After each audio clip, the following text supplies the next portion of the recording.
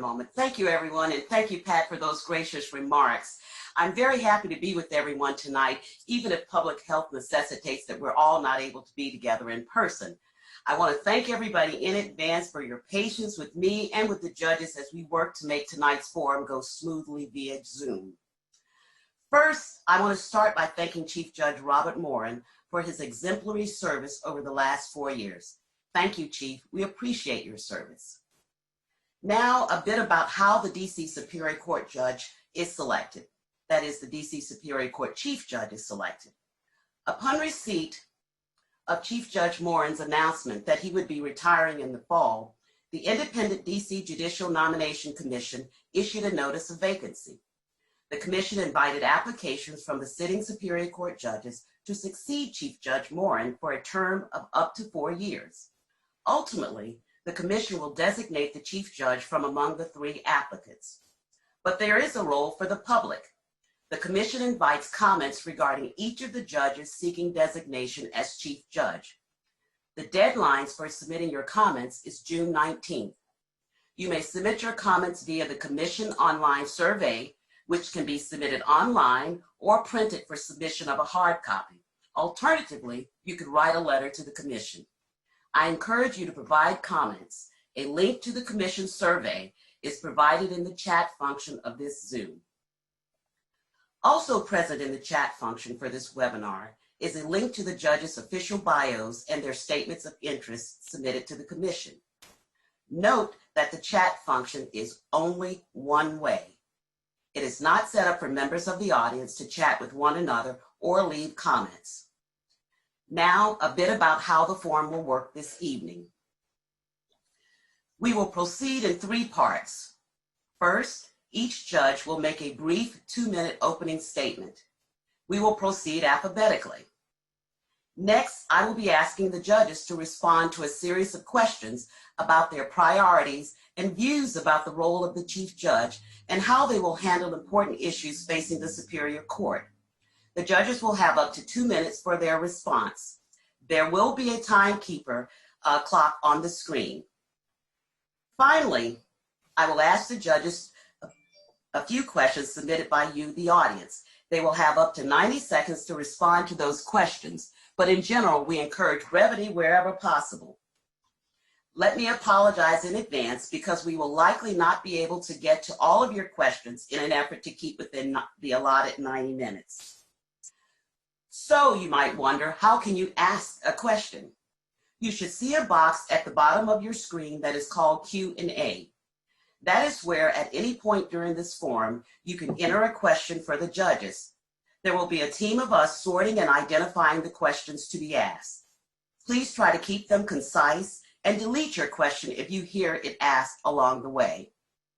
Once the questions start, you can also change the way you see me and the judges based upon your personal preferences. On your screen, typically in the right-hand corner, Zoom allows you to select speaker or gallery view. Finally, we respect your time and will be finished at 7:30 this evening as promised.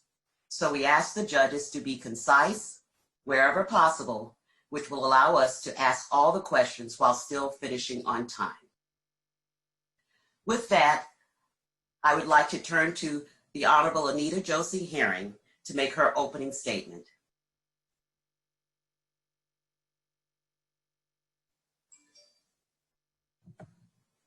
Good evening, everyone. I'm Anita Josey-Herring, a judge, of course, on the Superior Court. I'm sure many of you out there have seen me, and I'm happy that you're all tuning in. I hope you and your families are well. We all are contending with a couple of crises right now, and I appreciate your taking the time to participate in this forum. I also want to thank the sponsors and co-sponsors of this event. It's an important event to hear from people who are seeking the position of Chief Judge. It's an important position to the community, certainly, and it's an important position for all of us involved in justice issues. So I want to thank you so much for participating. It is a very ominous time, let's be honest, that we're living in. we are facing quite a few crises. And although some of these crises could really cause us to unravel, we're very fortunate that we have a very strong bench, a bar, and other organizations in a community that has a shared history of working together and getting things done. And so while we're living in a really scary time for more reasons than one, COVID-19 is one example, I'm really, really optimistic about the future of the court.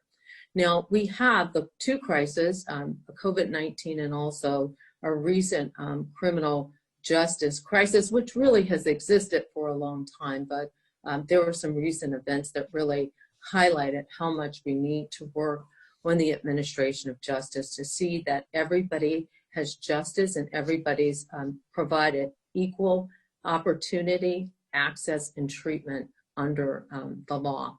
And so I'm going to be working on those issues as Chief Judge, and I will need you to join with me in helping to make the courts better and helping us to serve the community.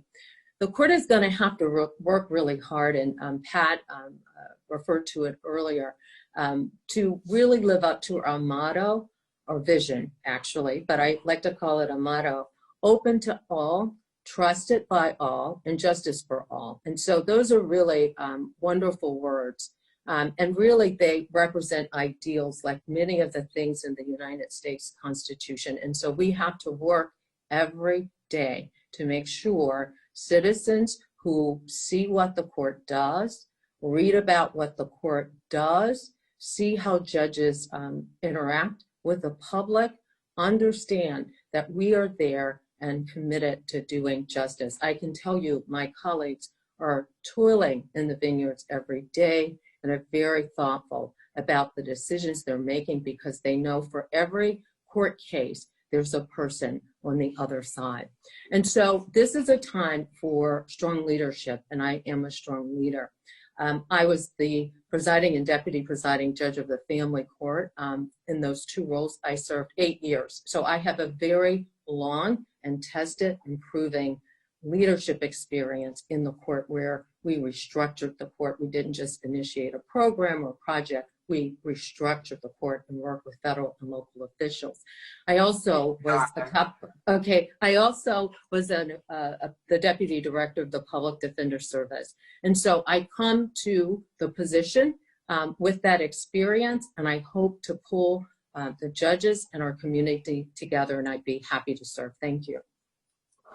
Thank you, Your Honor. Next, we'll hear from the Honorable Milton Lee. So good evening to everyone. Let me start by thanking the Council for Court Excellence and each of the sponsors for putting on this event. I also want to thank our moderator, Karen Evans, for her participation. And I'm honored to be accompanied on this virtual stage with two of my very talented colleagues, people who I consider to be friends, Judge Leibovitz and Judge Josey-Herring.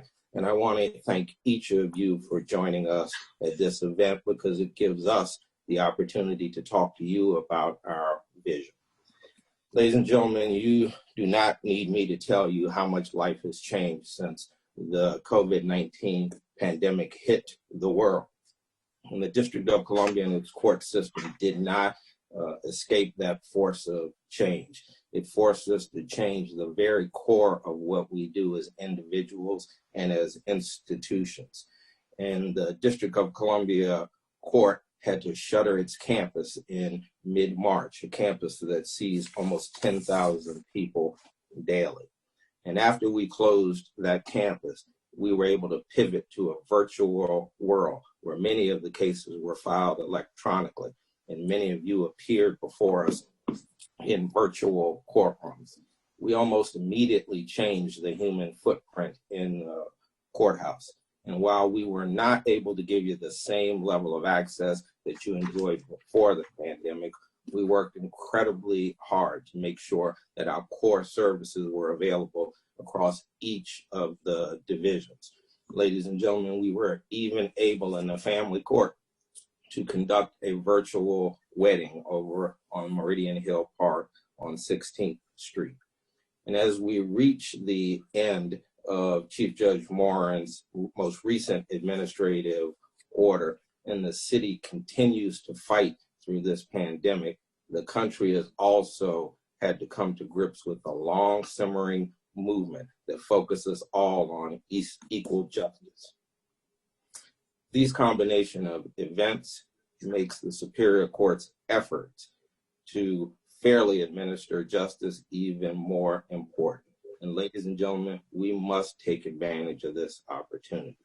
The response for our technology shift, much of that credit goes to a dedicated set of judges, branch managers, and court employees, but also to our court technology branch and our information technology branch, who without them, this would not be possible. Ladies and gentlemen, we all learned new terms like WebEx and Zoom, and you also learned to become more efficient, because at the 40-minute mark on a basic Zoom account, your conversation was over whether you were finished or not. This is our new normal, ladies and gentlemen. We need to embrace it. We need to embrace it together. We as a justice system have to look at what we can do better, and we need to take advantage of this opportunity. We need to increase the number of cases that we're seeing virtually, while we make sure that we do not in any manner diminish the due process rights that everyone deserves. So how do we accomplish this? We have to recognize— Thank you, Your Honor. We're at the 3-minute mark now. Okay. We have to recognize that we are in this together, ladies and gentlemen. We have to take advantage of this opportunity, and we have to do it in a way that produces a safe process for everyone. My name is Milton Lee, and I want to be your next Chief Judge, and I'm asking you to entrust me with the opportunity to take the helm of the court and lead it to this new justice landscape. Thank you all. Thank you, Your Honor. And at this time, we'll hear opening statement for Judge Lynn Leibovitz. Good evening, everyone. Thank you to, my name is Lynn Leibovitz. Thank you to CCE, to Ms. Evans, and to all of the other sponsors of this evening, and my wonderful colleagues who are with us tonight. Our community is in a lot of pain. The pandemic has exposed cruel disparities in access to housing, to jobs, and to health care for the litigants who come to our court. The murder of George Floyd has ignited anger and grief resulting from long-standing injustice, and our community is asking for change. 3 months ago, the DC courts showed that we can change. We changed overnight to a virtual courthouse, and all of the moxie, IT smarts, and leadership that it took to get us here are going to be necessary to take us back to full operations. But we cannot return to business as usual. This is a unique opportunity to re-examine and reimagine all of our programs so that we can make changes that will change the administration of justice in our system. I want to take on that challenge.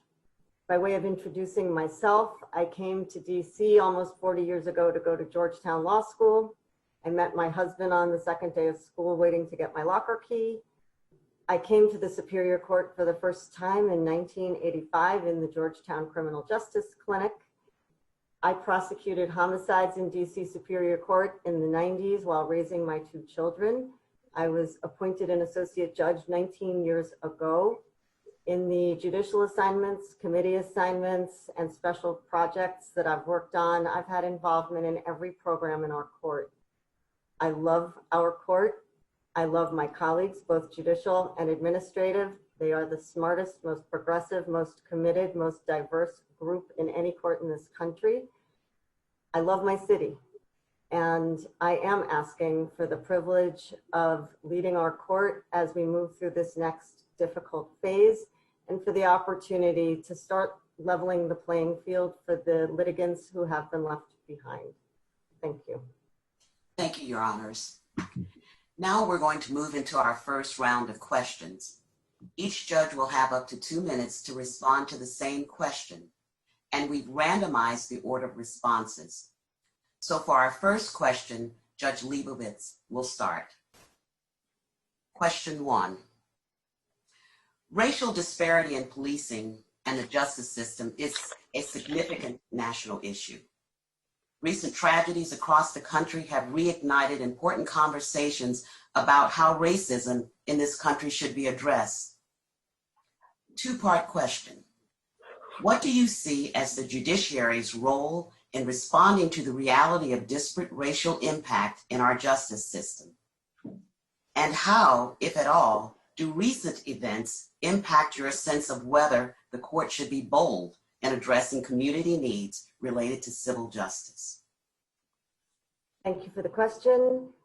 Racial injustice requires a court to look at itself from a number of angles and to look at the system from a number of angles. To begin with, I think it's important to acknowledge in myself and in my colleagues that we all need to remain aware of our own implicit biases and reflect on the ways in which we make our decisions. The court within itself needs to create truth and education programs that address judicial bias, and we also need to work to create a culture of racial equity in the court by taking a number of measures that we could possibly take more aggressively than we have. And that would be an ongoing education effort that would educate us into the historical facts that perhaps we weren't all taught growing up, and that would, in an ongoing way, address racial disparities in the decisions we make. In addition, the Chief Judge and the court need to reach out to the community and together address systemic causes of court involvement for populations of color and for other challenged populations. The reality is that when people come to court, some people are behind the 8 ball before they even get there. And so I do think that the court and our entire system need to examine treatment courts, diversion programs, broadened efforts to seal records where appropriate, re-entry programs for returning citizens, and other measures that will keep people from getting records and even keep people out of the system. One great experience I had was attending a restorative justice conference or meeting between a juvenile who was not yet charged and wasn't going to be charged for an offense. And he met with the victim, he returned the victim's property to the victim, and in that process was able to avoid being in the system at all. And so those are concerns that I think we all need to address. Thank you. Judge Lee, what do you see the judiciary's role in responding to the reality of disparate racial impact in our justice system? So at our very core, we have to be fair and race neutral in everything that we do. And if we start seeing data that suggests that we're doing something else, then we cannot crumble under the weight of that realization. We have to act. The community, we owe that to the community. And so when we're not doing well in a particular area, we need to figure out how we are going to do better. Part of this means that some of the people that are now drawn into our court system, we should figure out ways to keep them out. There are a number of people across the District of Columbia that can get treatment, that can have interventions that will reduce their the incidence of crime in the District of Columbia, that will keep them out of things like housing and eviction programs. We need to do that on the front end, but we need to do that along with all of our justice partners. So when we talk about individuals who have persistent and severe mental health problems, we should all be looking at ways to make sure that we treat them long before they get to the courthouse. And then we need to double down and do better when we have an opportunity to work with folks that come to us. I always keep in mind, most people do not come to us because they want to. They come to us because they have to. And our obligation to those folks are to make sure that we create a fair system at all times. we will train on these issues, and we will continue to discuss them internally as well as externally. And I want all of our partners to feel comfortable being able to say, Judge, you're not doing this particularly well. And when we need to examine it, own it, learn from it, and do better. Thank you, Your Honor. Judge Josey-Herring? Well, I agree with my colleagues. I think all their ideas are fantastic. And I just want to highlight, as Judge Lee mentioned, I think data is important. And if I'm Chief Judge, I would use data really to guide a lot of our work. We did that in the family court, and it was very, very helpful. I think we need to do a top to bottom review of all of our cases in every division and really control for inequity to see whether it exists or not. Because once we have the data, then we can have conversations within the court and with our stakeholders to really see if we have a problem and how we can correct it. And we would pull some experts in, of course, to help us with that. Because while some of us have life experiences that have affected us in terms of race and bias, or family members or children. I have a 20-year-old son, and every time he leaves the house, I'm very worried whether he will be the next Trayvon Martin or George Floyd.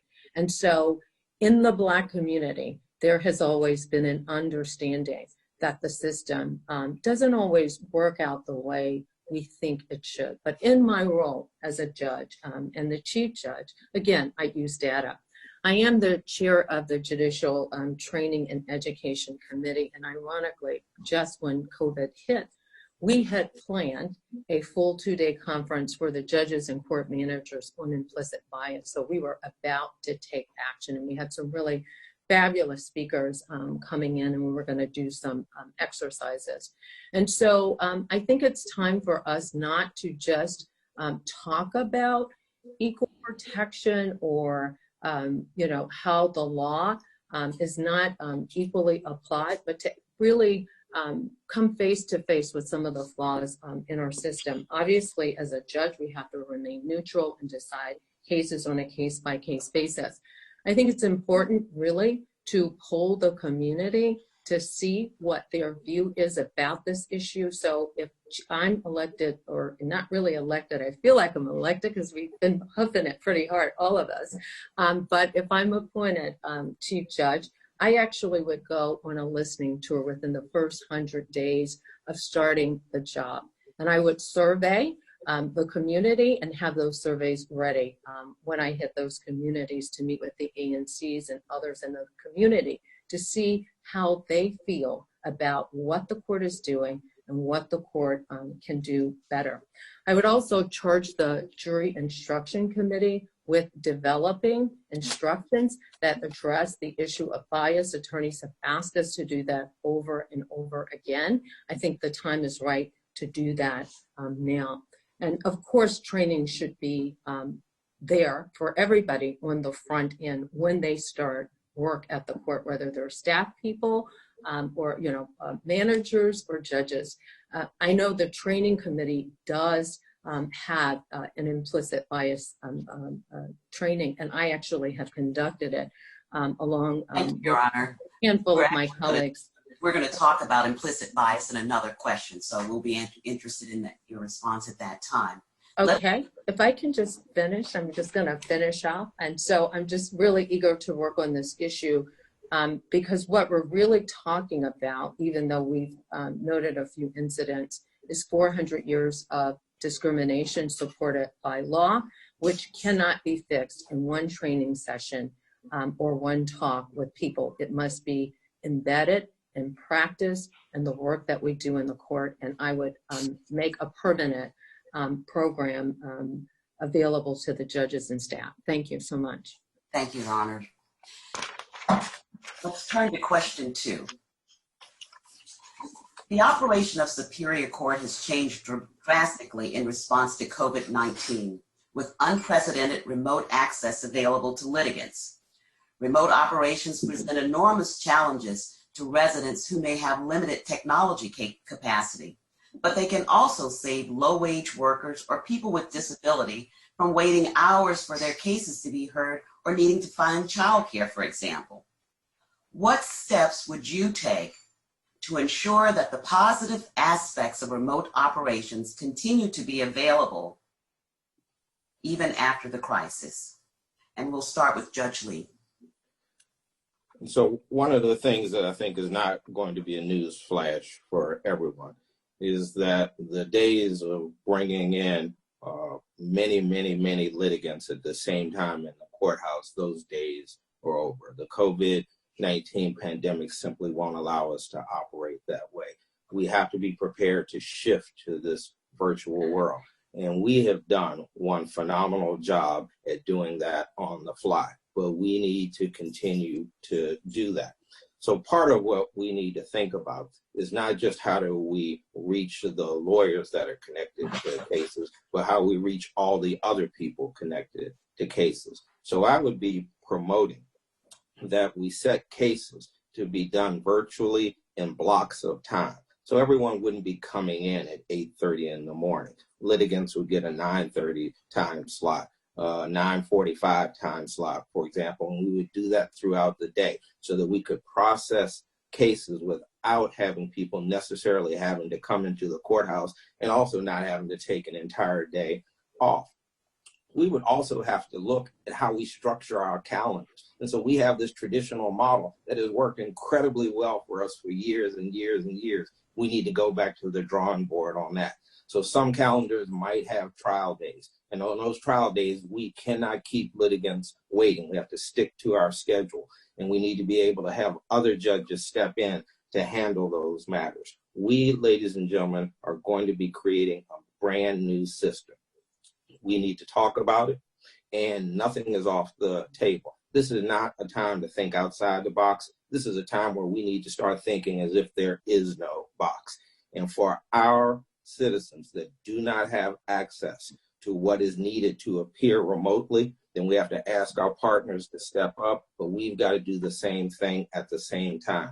And we have the ability in existing court space to funnel people to locations where they can connect to us virtually. They can conduct their business, perhaps even without ever having to set foot on our campus. That's the commitment that I make to everyone. That's where we need to go. But ladies and gentlemen, it has to be an effort for all of us together.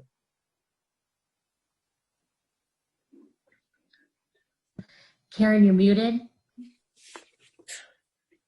Next, let's hear from Judge Josey-Herring. Well, again, I agree with my colleagues, and that's why we're all here. And quite frankly, what a wonderful, fabulous smart group of people. And we all have loved the court and have worked hard in it for many years.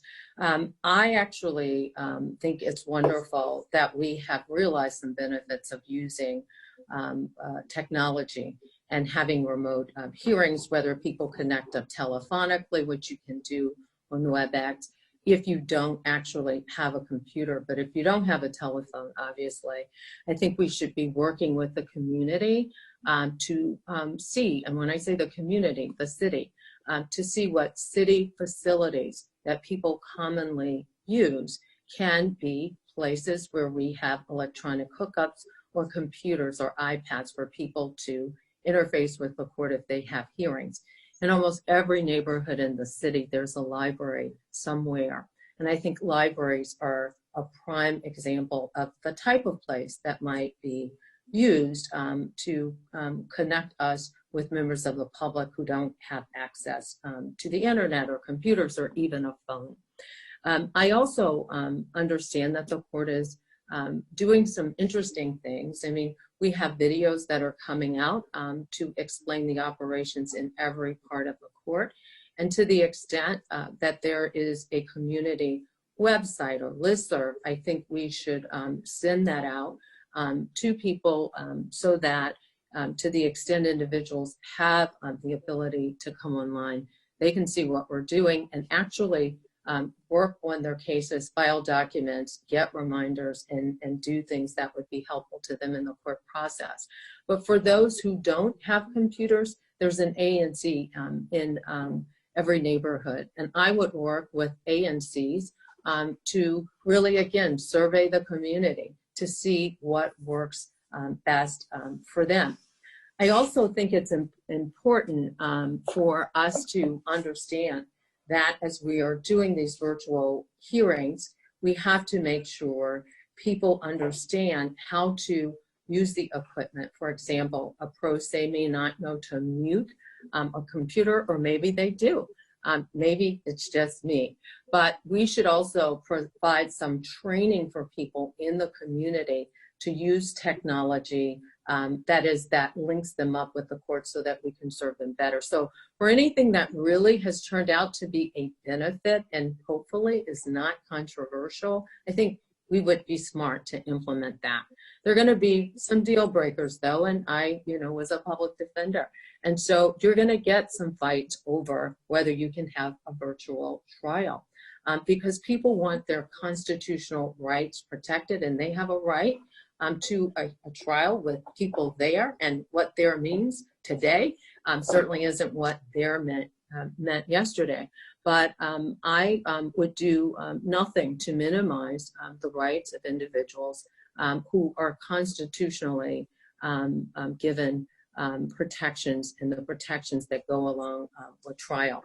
And so I want to work with you, each and every one of you, because it's our IT department that we need to engage. It's the IT department or agency for the city that we need to engage with. And we need to engage with all of the legal services providers that are our key providers in the court to make sure that we can communicate with you so you can communicate with your clients if your clients don't have the ability to get to a library or community center where they can use technology. Thank you. Thank you. Judge Leibovitz?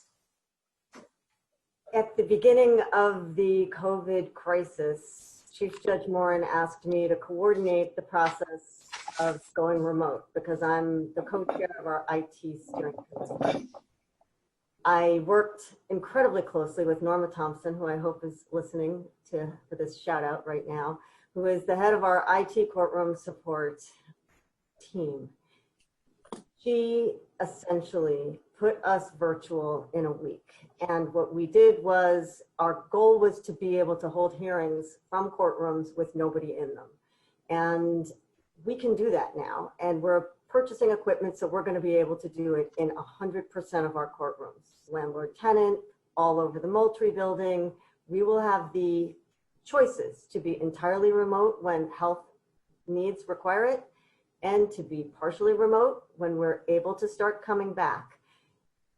I do believe that going forward, we should look at every case type and consider why on earth we need to be physically present in the courtroom now. In criminal cases, there are needs that Judge Josey-Herring has talked about, and in situations where people are concerned about their health, they can waive their right to be present and they can assert their right to be present.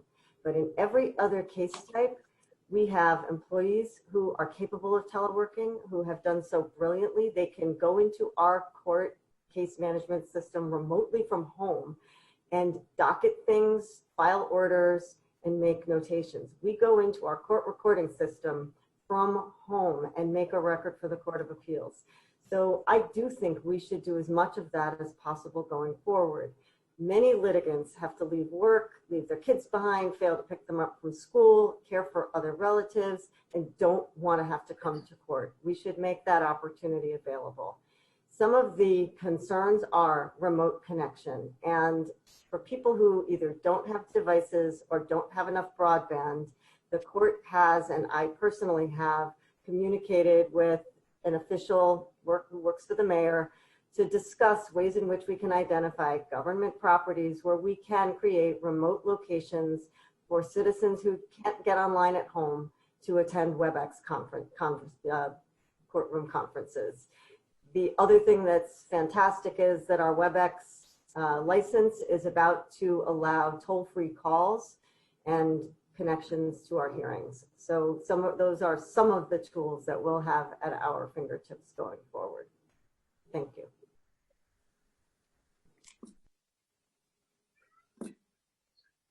Thank you, Your Honors. Let's move to question 3. What are your views on non-traditional representation or alternative practice models as innovative means for the delivery of legal services? For example, some jurisdictions are allowing non-lawyers, like limited licensed professionals or recent law grads, to assist pro se litigants in certain areas, or allowing law firms with non-lawyer partners or firms that deliver both legal and non-legal services. Would you support any of these types of innovations in DC Superior Court, and why? Let's start with Judge Josey-Herring. Okay, of course I would. I think innovation is good to the extent that it works and makes everybody's life better and the court work more effectively and things better for others. I understand that the Court of Appeals is considering amending Rule 48, which is the student practice rule, where students are permitted to handle cases under the supervision of a clinical director in Superior Court. And that rule, I understand, is under discussion to be amended to permit individuals who are not in a clinical program to provide services to litigants in court. Now, obviously, if an attorney, or I would say a law student, because it wouldn't be an attorney, if a law student is not in a clinical program, that law student, if they are assisting others in court, not in the role of a lawyer, but in the role of a navigator, a guider, or someone who can help them fill out fillable forms, help give them directions, help even read things for them, and interpret some of the legal words, but not give them legal advice. I would be in favor of expanding that, or I would say amending Rule 48 of the DC Court of Appeals rules to permit that. But again, those individuals would have to be under the supervision of a lawyer and also receive training, and a lawyer that's a member of our bar. I actually think there's some other people who could fulfill that role. For example, paralegals and social workers. In the probate division, social workers do quite a bit of work on cases to assist lawyers. And so I would think that they would be very capable of doing the kinds of things that I'm talking about, especially because the need for attorneys is far greater than the actual ability we have to give people lawyers. I actually recommended a pro bono center in my statement of interest that I submitted to be chief judge. And I understand there's a pro bono office that's a part of the DC bar or affiliated with it. And they are present on the second floor in the Landlord-Tenant suite up there with a bunch of other legal service providers that do fabulous work. But I want to establish a pro bono center in the court because I want to elevate the interest of people who do not have lawyers, unrepresented litigants, and I would hire a staff person to run that office and focus on coordinating counsel with the bar, with law schools, and also that person would be developing new ideas about how to make things better for unrepresented litigants. Thank you.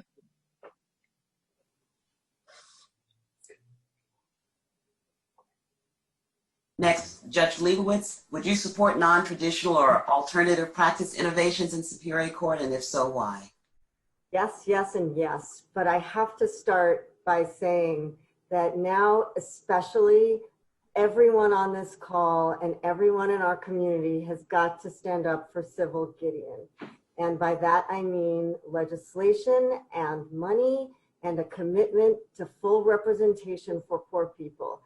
It doesn't make sense that a poor person has to come to Superior Court to keep a roof over his head, get access to his or her child, get child support, get protection from a violent partner, and can't have a lawyer.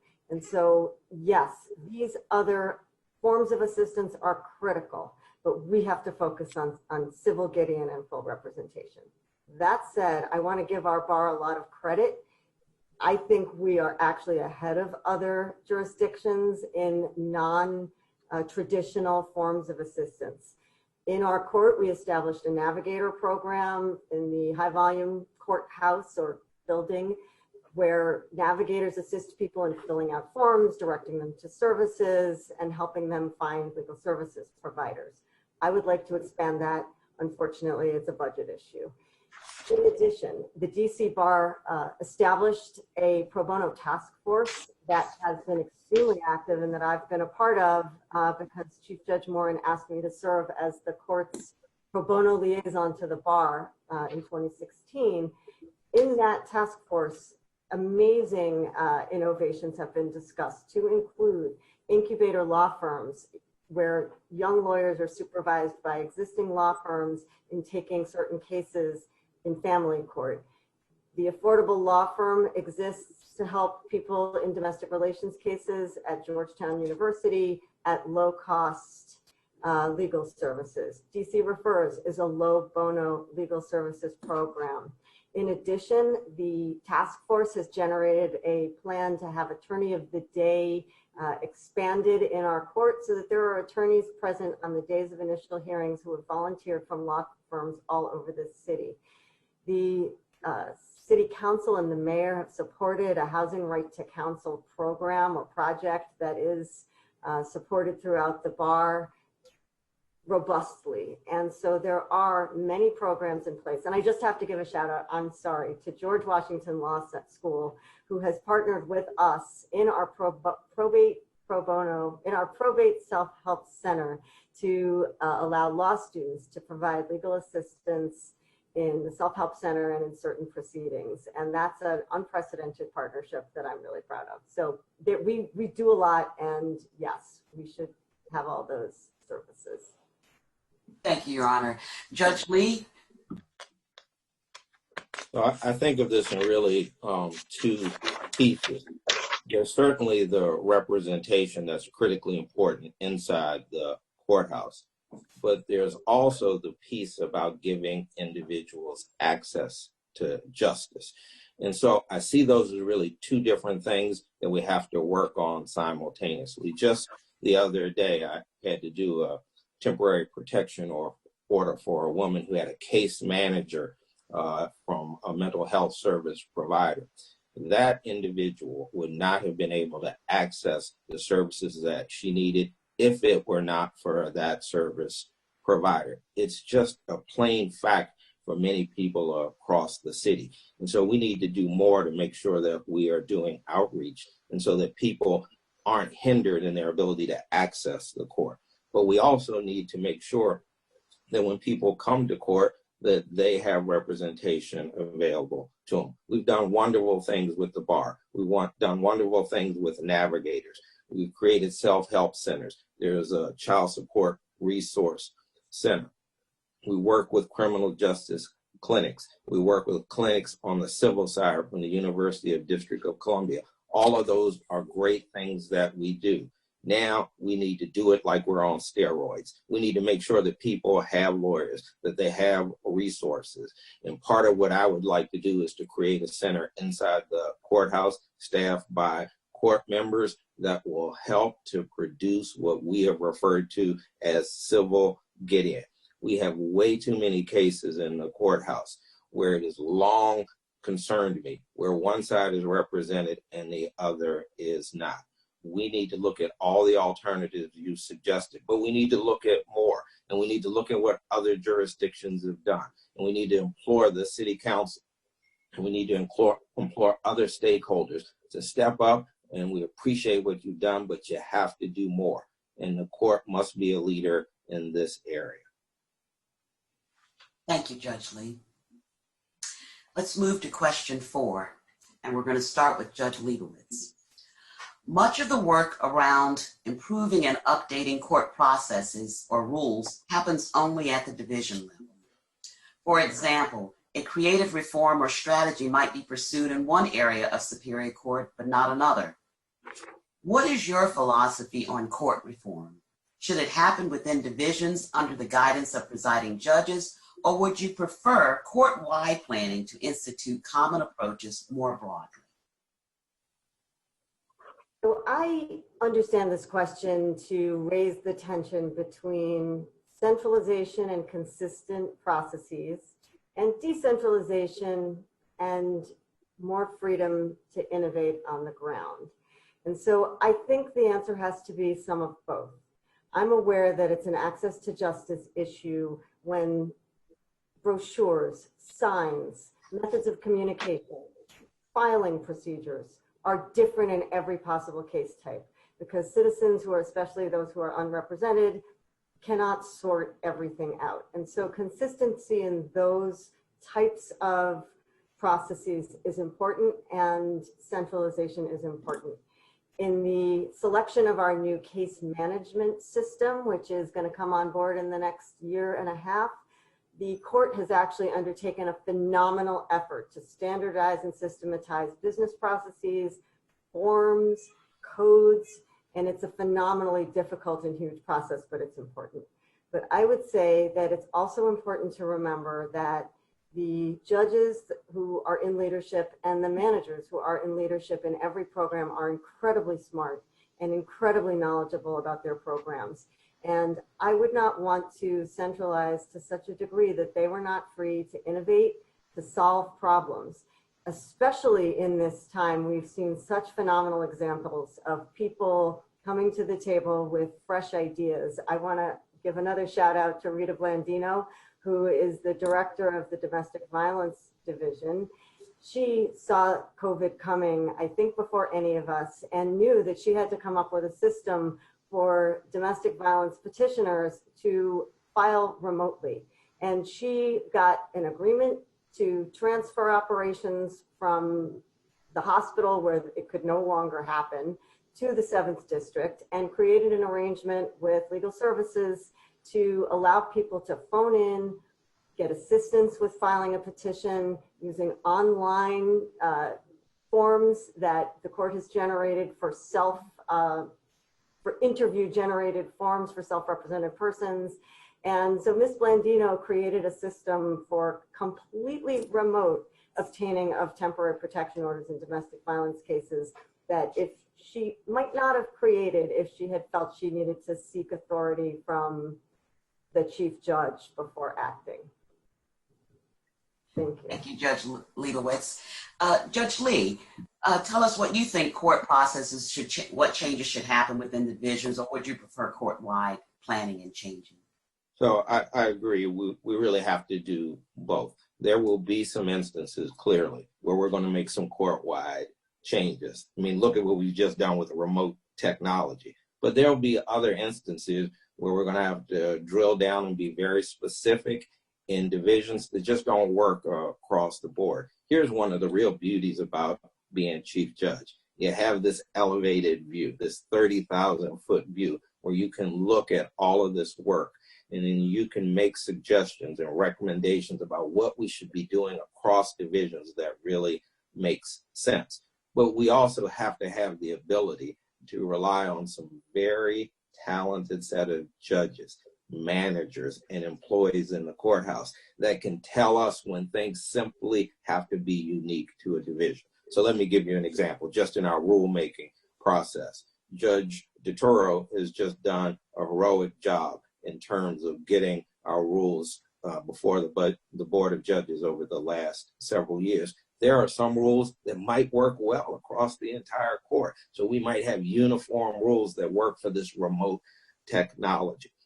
And we might have to say, let's look at some of our space in our barge centers where we know we can connect remotely for litigants, and that we not make it specific to a division, but that we set aside time for any litigants to be able to go in, connect to a system that is already connected to the courthouse and reach us. But there are other instances where we just have to have dramatically different rules. So if you take, for example, the criminal discovery rules versus the civil discovery rules, they are very, very different for very compelling reasons. We need to be broad enough to say, yes, we can do this across the board, but we also need to be specific enough, wise enough, and careful enough to say, let's listen to what people are telling us. This is good for this division, but it might not be good for another division. And that's part of the benefit with reaching out and collaborating with our partners and having these honest conversations about what we do well and what we can do better. Thank you, Your Honor. Judge Josey-Herring? Well, the way the rule process actually works is that we amend rules in the Superior Court based on amendments to the federal rule or the establishment of a federal rule. We also deal with rules based on new legislation or proposals from members of the bar or judges. So we are required to follow the federal rules, and we can't depart unless there's a special local reason for doing that. And there's case law to that effect. So the way rules come up largely have to do with what the federal, whether the federal rules are being amended. Otherwise, the rules are being changed because divisions are dealing with specific issues that require a rule change. Some of the rules can be more broad. For example, although this is a DC Court of Appeals rule, I spoke about it earlier, Rule 48, that rule, if amended, should be implemented, in my view, in every division of the court, because there's pro bono representation in every division of the court. And so there are some rules that lend themselves to court-wide application. On the other hand, many of the rules don't. And so I agree, it's a hybrid system. But we don't just sort of make rules. We have a process for how rules come to us, and we're bound to follow it based on case law in terms of the federal amendments. But then otherwise, we are free to look at what's working or not working and develop rules, again, or develop rules based on legislation. So I'm in favor of doing whatever's going to work, actually. Thank you, Your Honor. We're going to start with Judge Lee on this next question. How do you see yourself engaging with the public and other key stakeholders like the DC Council, the DC Bar, the many voluntary bar associations, legal services providers, and other local organizations regarding communication, collaboration, and planning on court-related issues? So this is a critically important point that's brought up. You know, it's just not wise for the courthouse to think that it works in some vacuum. It just simply is not true. Our ability to be a good courthouse, to provide fair service to everyone, means that we have to connect and we have to reach out. And so all the stakeholders, all the partners that you mentioned, those are the folks that we need to be talking to regularly. And my experience in the courthouse demonstrates that I meet regularly with individuals who are connected to the divisions that I have been in. If I'm the chief judge of the Superior Court, then I'm going to continue to do that. And I can say I'll continue to do it because I know it works. When I was the presiding judge of the criminal division, we worked through multiple issues with our stakeholders, and we did it because we actually sat down and we understood the value of open dialogue. We've got to do the same, though, beyond our stakeholders. I really think that judges should get in the habit of going out to communities and connecting with people, not in the courthouse where there's oftentimes this imbalance of communication, but when we meet folks where they are, where they can talk to us legitimately and directly about what's important to them. That's how we start to make programs, processes, and decisions that are just better. And there's no reason for us not to do that. We have great experience in working with partners. I have relationships across all divisions, across every segment of the city. I bring that to the table, and my commitment is we'll continue to do that on all the issues that affect not just the Superior Court, but all the people who rely on us to do exactly what we do in terms of justice and access to our system. That is where we need to be. We're great at it. We can be better at it. Thank you, Judge Lee. Judge Leibovitz, where do you stand on this issue?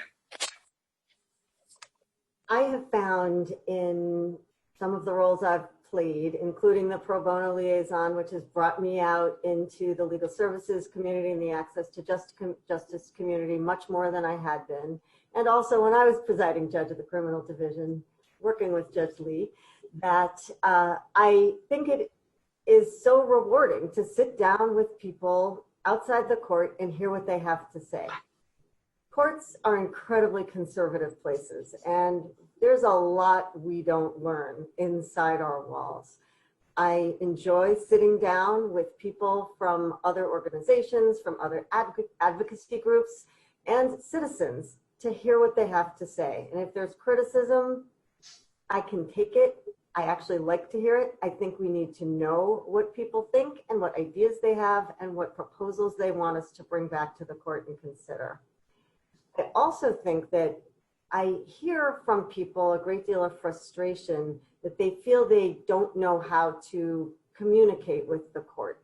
And so I do think we have to create better institutionalized ways for advocates from all sides and other community members to communicate proposals and positions. And by that I mean stepping up the use of work groups and task forces that involve people from outside the court. And although there are days when I would rather, do anything but sit in a work group meeting, I do think that it's important to have those institutionalized ways in which people can make proposals to the people who really know the work of the operation they're discussing, and to allow people to bring back to court leadership proposals that we ought to consider and take seriously. Where we don't agree, we also need to do a better job of explaining the reasons and talking about our reasons for proceeding the way we do.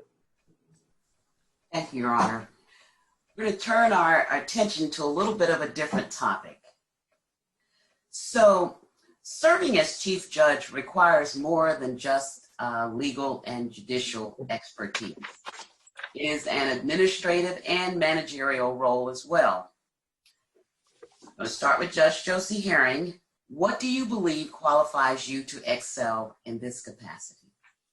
Well, I think I'm amply qualified for the position because I actually have 8 solid years of being either a deputy presiding judge, of which I spent 5 years in that job, helping to restructure the family court, comment on legislation, deal with Congress, developing initiatives, leading committees, being a member of committees, and rolling up my sleeves and working side by side with our stakeholders, our staff, and other judges in the court. And so this was a monumental effort. Make no mistake about it. I also spent an additional 3 years as the presiding judge of the family court. And so I have a lot of skin in the game. There is no question. The family court at the initial start had a $120 million budget. And Judge Satterfield and I oversaw that budget because we were responsible to the chief judge for implementing all of the aspects of the family court with our able staff, directors, deputy directors, and energetic staff people who worked above and beyond the call of duty to see that the family court was reformed in a way to become a model court, and it is today. But before that, I was the deputy director of the Public Defender Service for 3 years. I managed, along with the director, Joanne Wallace, the agency and every staff member, every supervisor, every janitor, everybody in that building. I also testified at the City Council on the agency's budget, and I was the acting director for 3 months while Joanne Wallace was out on maternity leave, and did my job as well as deputy director. So I have a lot of experience. PDS went through the revitalization period. That was a crisis. We got PDS into the federal funding stream because they were going to be left out. We got the budget doubled, the resources increased. Judge Satterfield, myself, Judge Walton, Judge Mitchell Rankin, all of the different presiding judges I had before I became the presiding judge, we shepherded the court through the family court crisis, and we helped to save the court's family court jurisdiction. So the building, which is now the Court of Appeals, would not be a separate family court with a separate chief judge. So I have a lot of skin in the game and experience. Thank you, Your Honor. Judge Leibovitz? The role of chief judge is, I would say, in 3 categories.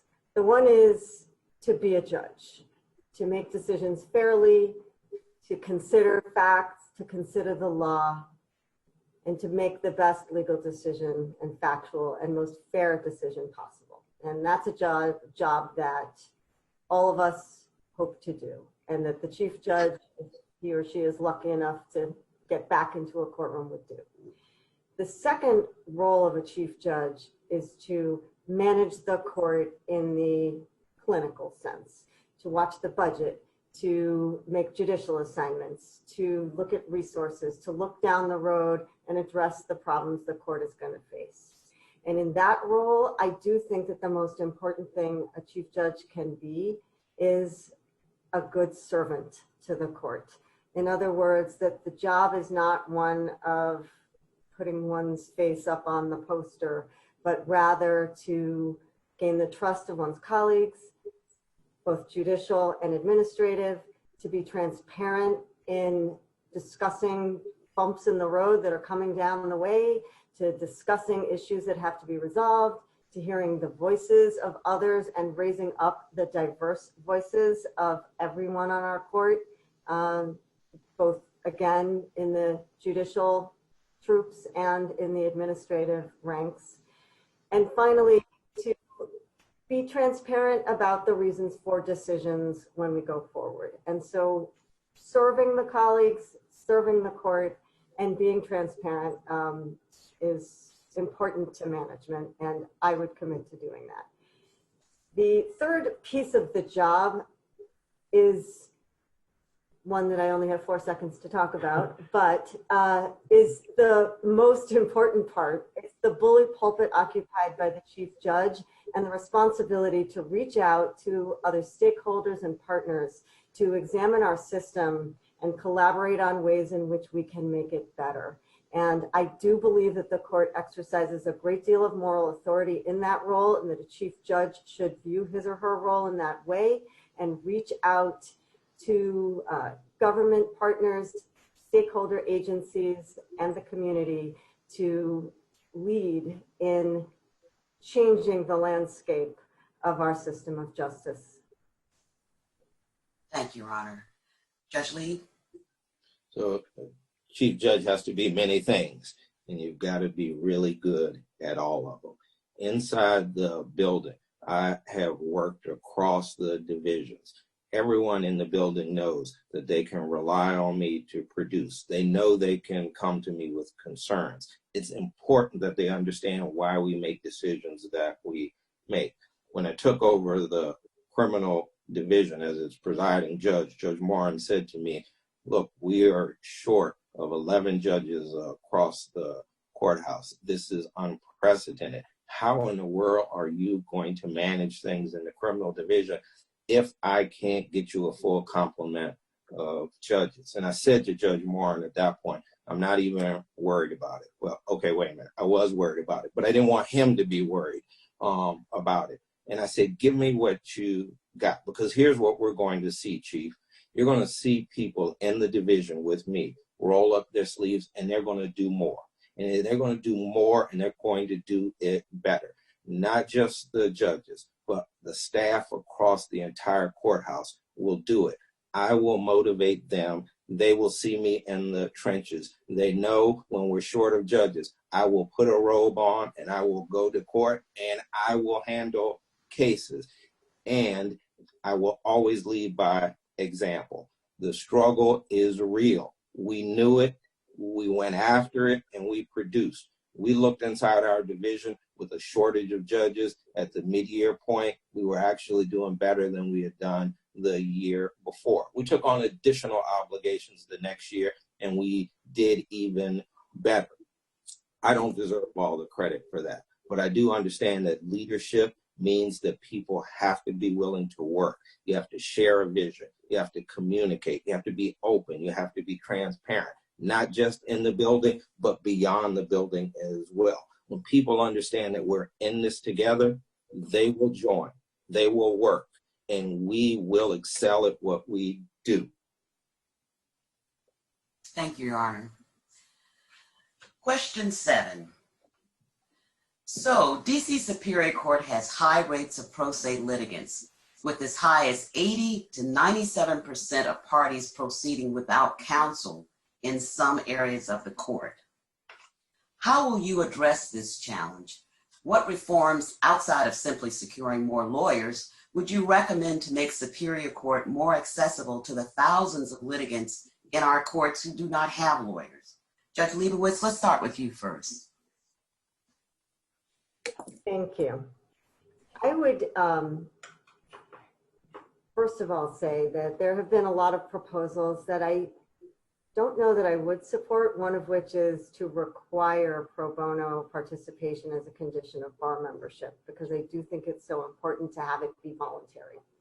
I would, however, like to, as we've already discussed, work with the DC Bar, the DC Bar's Pro Bono Center, the Pro Bono Task Force, and others to come up with more innovative ways of assisting people.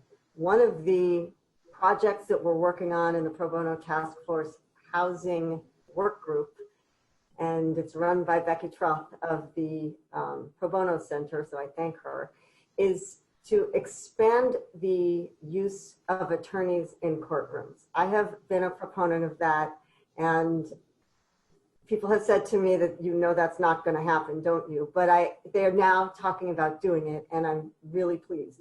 The reason I think that that's so important is, imagine in a landlord-tenant courtroom, a tenant who doesn't know how to get his or her case called, is ready to have the case called but afraid to talk to the clerk. If there is a lawyer or navigator or law student who is able to encounter that person at the doorway, understand from them that they've just talked to a legal services provider, and say to the courtroom clerk, call this person's case, please, and even on a limited scope representation basis, stand there and say, Your Honor, I'm asking for a continuance on behalf of this person. Then that litigant can go off, take time to secure representation, and come back better prepared.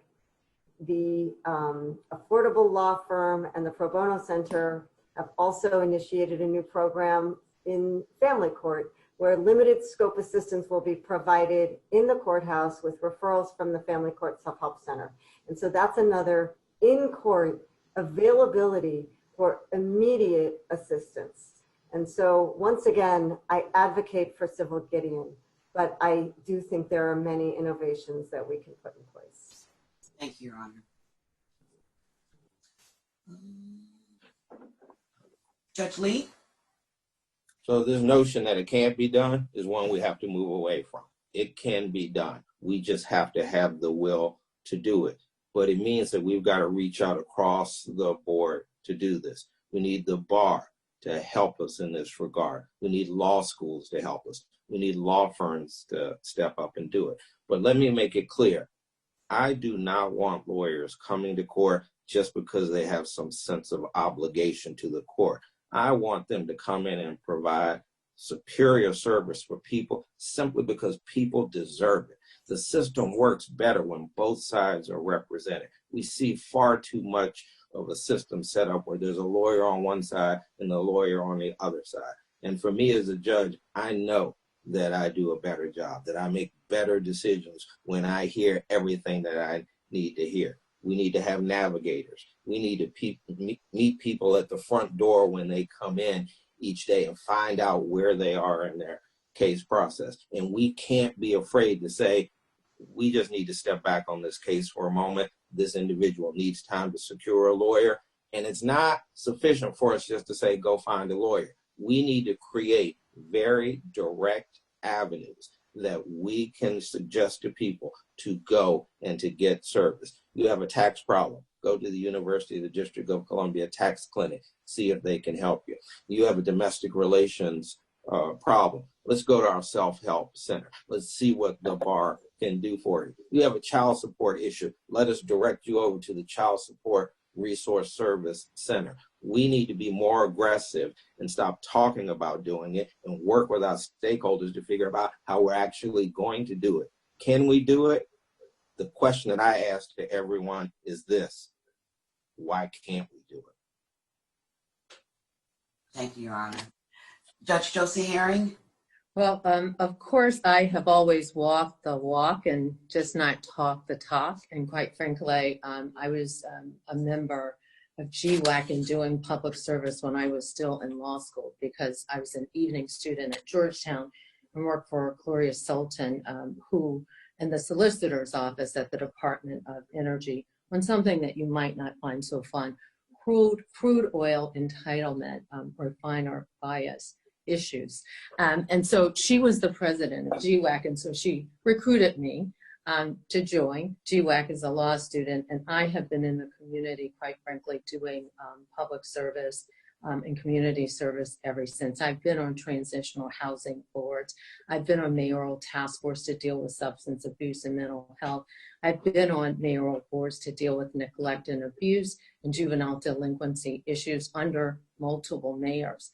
And I have gotten a lot of awards, and some people say, well, you have a lot of awards. Well, it's because I did a lot of work, and it's consistent with who I am, and it's always been the case. In the family court, we started the first self-help center in the court. And so now the court has self-help centers in multiple areas of the court, and that's a good thing.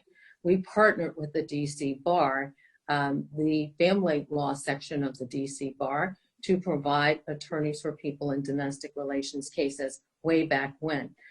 I also oversaw the Parent Agreement and Cooperation Program, another collaboration to help pro ses, people who could not afford mediation in high conflict divorce cases who were disadvantaged.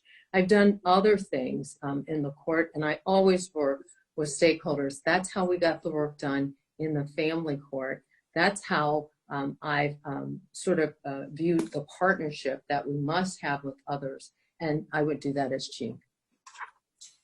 Thank you, Your Honor. So research consistently finds that all of us possess what some of you already described as unconscious biases that influence our decisions. How will you minimize the impact of these biases on judicial decision-making in Superior Court?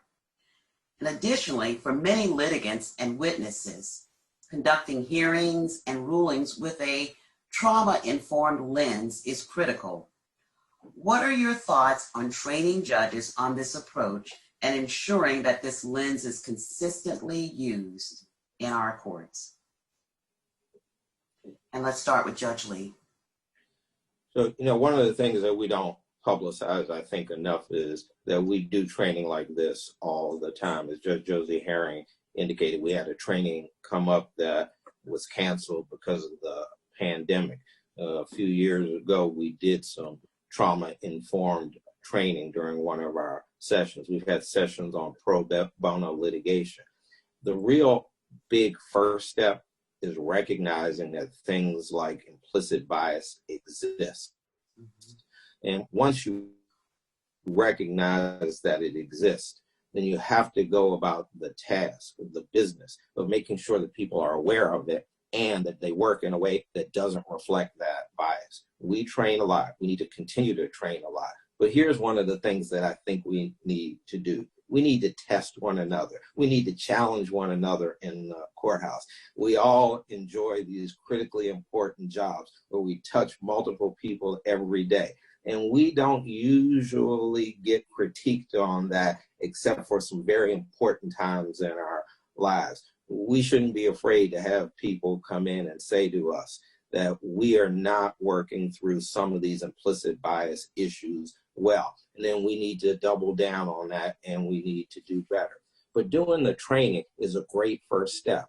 I'm just suggesting to you it's not enough. It's great to have the tools, but if you don't use those tools to make sure that we're operating fairly and decently to people that come in the courthouse, that we exhibit patience and understanding, then it's just training for the sake of training. And the only way that we'll ever know that we're actually implementing what we learn is if somebody critiques us and says, Judge Lee, you're a great judge. To that I would respond, yes, I am. And then it would be the but, the however. We have to embrace those things. We can't run away from those things. we become a better court system because we expect people to critique us and then we respond appropriately to it. Judge Josey-Herring? Well, many years ago, I started a disproportionate minority incarceration program in the family court. And it was really sponsored by the National Council of Juvenile and Family Court Judges. And we had people come in from that organization.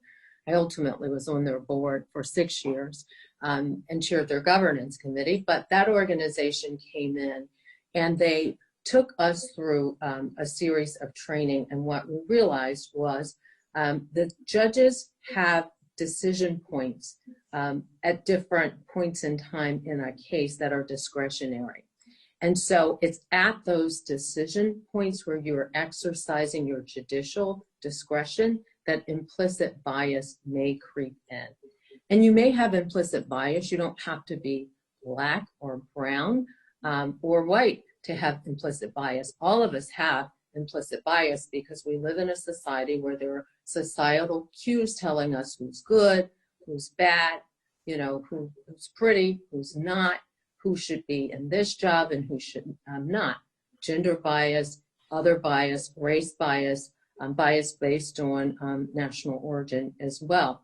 So that program or that training was helpful. We brought in all of our stakeholders for every organization or government agency that worked on neglect and abuse cases and juvenile delinquency cases, and we were all trained.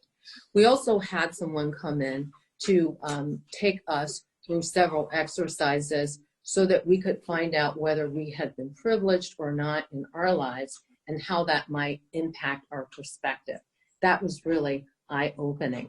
And so one of the films that we showed the judges and managers in one of our judicial training sessions was a film that I had seen about 15 years ago as a part of working with the National Council and Juvenile and Family Court Judges. And it really tracked historical bias in our system and how the laws supported it. So it's hard to undo, and that's why one training will not do and multiple things are needed. But training, data, and repetition in terms of the subject is so important.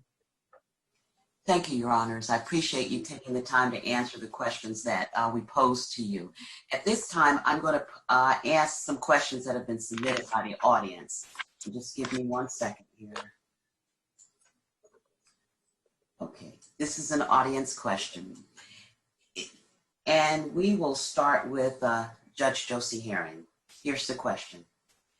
If selected as Chief Judge, would you commit to expanded Associate Judge judicial rotations in the Landlord-Tenant branch and commit to appointing an Associate Judge specifically tasked with leading efforts to improve the functioning of the high-volume courts? Well, I actually think we're in a different situation right now. I'm going to answer that question in a minute. Right now, there are a number of moratoriums in effect, right, with respect to small claims cases in terms of debt collection, as well as in landlord and tenant cases and foreclosures. And those moratoriums are going to get lifted at some point. I know the mayor just issued another order, if you will, extending the term of those moratoriums. But once those moratoriums are lifted and people can sue again, a lot of people who were not disadvantaged or unable to pay for representation will be falling into debt because they've lost their jobs. Maybe their spouse, who's the primary breadwinner, is no longer with us because of the virus, and multiple other reasons. And so we're going to need a lot of people to help us out with assisting people in the court. That's why I believe in expanding the Navigator program and doing the things I said with law students and other legal professionals. In terms of the landlord and tenant court and small claims court, the numbers are going to have to get smaller because nobody is going to put people, 100 or 200 people together in one courtroom day after day after day because of the fear of COVID, right? We're all going to be smart and follow the CDC regulations, or they're not really regulations, they're guidance, but that's what's going to keep us healthy. So the high volume calendars are going to become moderate to low volume calendars, even when we resume. Maybe some of them will be handled remotely. So I think I want to stay open. In terms of extending judicial rotations, I can tell you I'm willing to look at anything that will make the court work better. And so I'm happy to talk with the bar. Thank you, Your Honor. I forgot to ask Judge Leibovitz the question about implicit bias, and I think it's so important, so I want to go back. How will you address the unconscious biases of in our systems and the need for trauma-informed approaches by Superior Court judges, Judge Leibovitz? And I apologize. That's all right. I was actually feeling guilty because I hadn't been asked to answer it, so it's good you did. In 2004, I presented a training program at one of our judicial and management training conferences on implicit bias. And it was a computerized test that each of us took, and it demonstrated universally that each of us experiences implicit bias in how we see the world and make decisions. And so I do believe that training is important to educate us and make us reflect on our own biases. And I will look in the mirror and own that I also am affected by implicit bias. I don't think it's enough, though, to ask well-intentioned people to change the way they do things unconsciously to change the system. I think that the court has to do more than that. Among the things we could do and that I would propose are to use our data in a way to disaggregate racial information from decisions in both civil and criminal cases. For example, sentencing decisions, pretrial detention decisions, custody decisions, and to focus on racial disparities in the data from which we can then educate ourselves and possibly learn and do things differently. I also do want to establish a core group of employees, both judges and administrators, to work on creating a climate of racial equity in the court in a more deliberate way than we have. And that would be an education approach and also an approach to developing competencies within the court. Finally, I want to talk about the trauma-informed focus. I'm in a juvenile delinquency assignment right now. I see children who are 15 who are so affected by trauma, so destroyed by personal events in their own lives.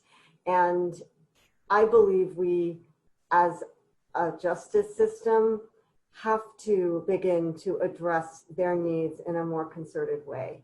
I did bring together our chief judge, the leadership in the family court, and senior officials from the city to discuss a concerted behavioral health intervention program for juveniles experiencing mental health and drug abuse issues that would create greater consistencies in the way we deal with them. They shouldn't get different treatment when they're in the court, supervised by the next agency, graduate from supervision, and then have to approach the city agencies. And so that program is actually pending funding. COVID has probably delayed that, but I do understand that it will be funded, and it will be an opportunity to address the incredibly significant issues of trauma that children experience and that draw them into our system in a more permanent way, getting again to the racial justice issue. We need to keep them out of the system. Thank you, Your Honor. As anticipated, we did not get to all of the audience questions, and we are at the 7:30 time period. So before we close, I want to thank all of the judges for agreeing to participate and for sharing your vision for the DC Superior Court over the next 4 years. I would like to once again thank our sponsors, our co-sponsoring organizations, and thank you for your leadership in our community and for caring so deeply about the district tonight and every night. So good night, and thank you all for joining us tonight.